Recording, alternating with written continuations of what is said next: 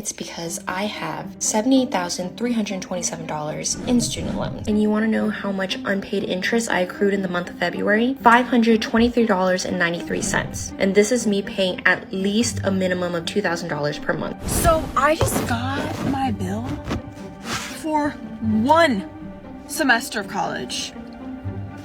$8,000. I'm 35 years old and in $169,292.74 of debt, and I still live at home with my parents.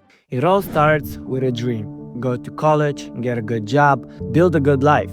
That's the promise. For decades, we've been told that education is the golden ticket. But for millions, that ticket comes with a price tag they might never escape. Today, student loan debt has ballooned into a crisis, trapping entire generations in a system that often feels impossible to beat. Right now, Americans owe over $1.7 trillion in student loans. To put that into perspective, that's more than all the credit card debt in the United States combined, or give every single person in America $5,400 in cash today.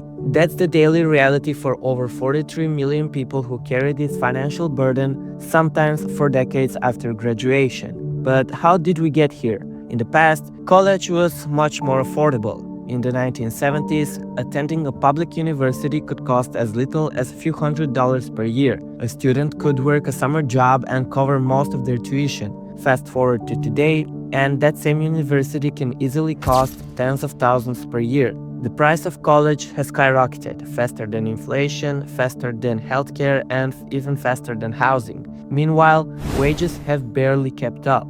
So my wife and I graduated college.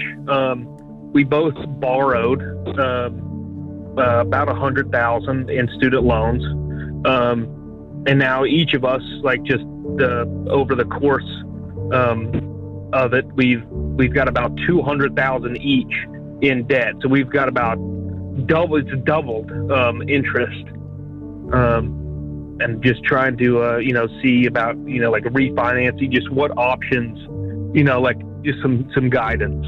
So just to clarify, you both borrowed $100,000 each, and over the course of time, both of your $100,000s have doubled, and now you owe $400,000. Is that correct? Yeah. So it's that sounds right. So what happened? Over time, as state and federal funding for public universities dropped, schools started shifting the cost onto students, and at the same time, banks, private lenders, and even the government saw an opportunity. Student loans became a booming business. After all, what better product is there than one people are told they must buy to succeed? The trap starts early. High school students, barely 17 or 18, are pushed to sign massive loan agreements they barely understand. No one really sits them down to explain interest rates, repayment plans, or what it feels like to be 30 years old and still owing tens of thousands. It's not like student loans work like regular loans. You can't just walk away, they follow you. Unlike credit card debt or car payments, you can declare bankruptcy and make them disappear. Student loans are almost impossible to escape. Even if you die, in some cases, the debt can transfer to your family, and the repayment process is brutal. Many graduates find themselves in low-paying jobs, or worse, no job at all. And yet, those monthly payments start rolling in. Some people try to keep up, others fall into forbearance or deferment, which sounds like a break, but actually allows the interest to keep growing quietly in the background. Over time, borrowers can end up owing more than they originally borrowed. There's even something called negative amortization.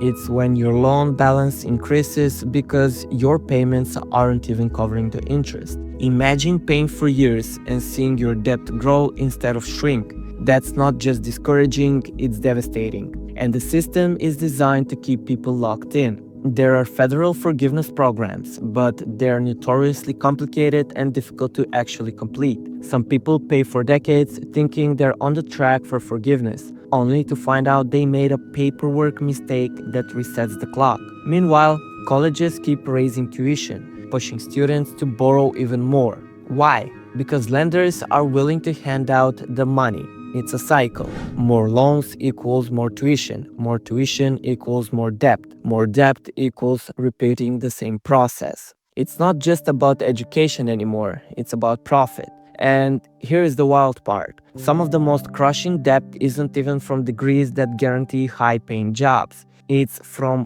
for-profit colleges and low-value programs that aggressively recruit students, make big promises, but leave them with worthless degrees and massive bills. Even dropouts, people who didn't finish their degree, are stuck with the same debt, but without the supposed earning power to help them pay it off.